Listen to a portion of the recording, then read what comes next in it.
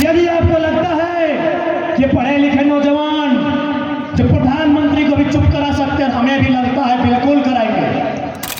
क्यों मिस्टर माननीय प्रधानमंत्री, जब आप विदेश जाते हैं तो लंबा भाषण देते हैं जलवायु सम्मेलन में कि हम भारत में कोयला आधारित उद्योग बंद करेंगे। श्री मंझान का परिवार आज भी जिंदा है, बीड़ी बेचता है, बीड़ी बेचती है। जाइए पंचतन का किनारा में बैठे हुए लोग नक्सली पैदा करते हैं। तो हमारी लड़ाई केवल बाहरी भीतरी नहीं है, हमारी लड़ाई अमन चैन की है, हमारी लड़ाई जल जमीन जंगल को संरक्षण करने की है, हमारी लड़ाई भाषा संस्कृति को संरक्षण करने की है, हमारी लड़ाई आने वाले भविष्य की आइडेंटिटी को बचा के रखने की है। इसलिए आज आश्वस्त होकर रख ले। आज चूंकि हमने चुनाव की बात कही है तो हम तो स्पष्ट कहेंगे, अरे विधानसभा जब का आएगा तब देखा जाएगा। यदि हमें मौका मिलता है तो हम लोग तो सबसे पहले 2024 में भारत का जो भी प्रधानमंत्री बनेगा उससे आंख से आंख मिला के पहला सवाल करेंगे। देश के प्रधानमंत्री से हमारे नौजवान अगर एमपी बनकर चुनकर गए तो देश के प्रधानमंत्री सवाल करेंगे, ओ पीएम सर, हमने आपको 40% खनिज दिया, बदले में आपने एक दिन का मीटिंग किया हमारे लिए? अरे विधानसभा नहीं, हम लोग तो पहले दिल्ली से ही शुरुआत करेंगे।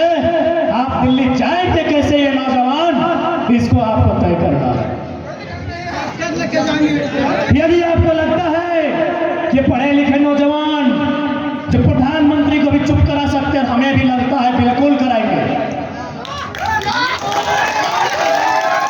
हर गलती से अगर नमो प्रधानमंत्री बन गया इनको तो इसलिए चुप करा देंगे। अगर यही प्रधानमंत्री 24 में रिपीट हुए इनको तो आसानी से चुप कराएंगे। इनको एक ही लाइन कहेंगे, क्यों मिस्टर माननीय प्रधानमंत्री, जब आप विदेश जाते हैं तो लंबा भाषण देते हैं जलवायु सम्मेलन में कि हम भारत में कोयला आधारित उद्योग बंद करेंगे, क्योंकि कोयला से जल का स्तर नीचे जाता है, कार्बन डाइऑक्साइड मोनोऑक्साइड बाहर आता है, उससे इंसान पेड़ पौधा पक्षी पहाड़ जल सब मरता है। और जैसे इंडिया आते हैं 80 को कोयला का खादान बेचते हैं, 39 को अपना बेटा अडानी को देते हैं।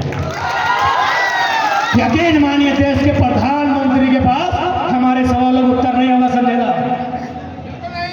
महावीर राय इस बात को याद रखिए कि हमारे लोगों का जब हमारे नौजवान देश के प्रधानमंत्री सवाल करेंगे तो उनके पास उत्तर नहीं है।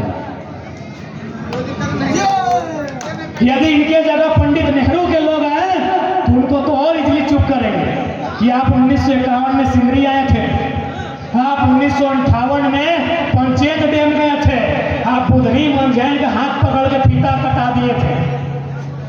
आपके लोग मैंने उस समय के माननीय प्रधानमंत्री बुधनी मंझान से फीता कटाए थे, क्या बोल के कि आपने जमीन दिया है, ये आधुनिक मंदिर है।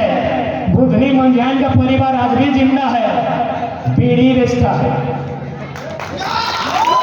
बीड़ी बेचती है। जाइए पंचतन का किनारा, उसका परिवार आज भी जिंदा है, वो बीड़ी बेचती है।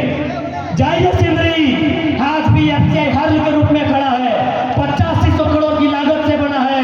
आज वे लोग मजदूर नहीं बन सकते हैं जिनका जमीन ये बोल के लिया गया है कि आपको मालिक बनाएंगे।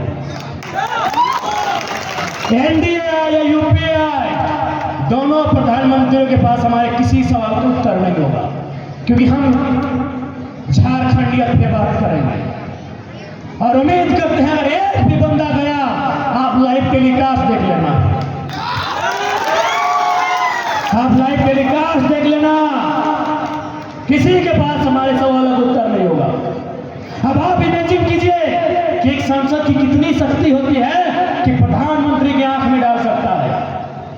याद कीजिए आप रामधारी सिंह दिनकर, उन्होंने पंडित नेहरू को जो कविता लिखी थी, मुझे ये थोड़ा सा स्मरण नहीं हो रहा है कि रे रोकना युधिष्ठिर को यहाँ जाने दे, इनको स्वर्ग थे, मुझको लौटा दे गांधी गदा, मुझको लौटा दे अर्जुन भीम भी।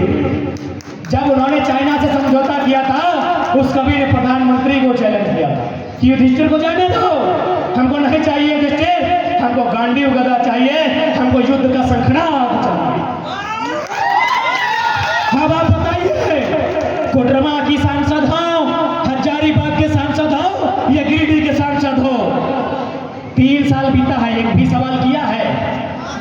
एक भी सवाल किया है?